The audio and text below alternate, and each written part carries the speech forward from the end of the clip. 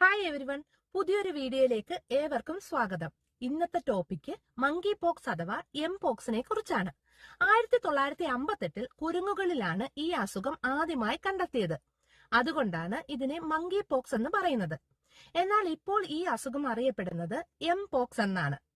1970 മനുഷ്യരിൽ ഈ അസുഖം ആദ്യമായി റിപ്പോർട്ട് ചെയ്യുന്നത്.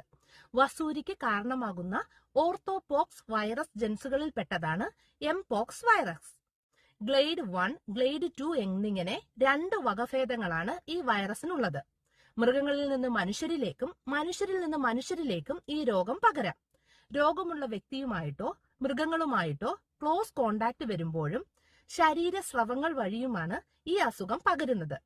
രോഗാണു ശരീരത്തിൽ കയറിയാൽ 1 മുതൽ 2 ആഴ്ച കൊണ്ട് ലക്ഷണങ്ങൾ സ്റ്റാർട്ട് ചെയ്യും.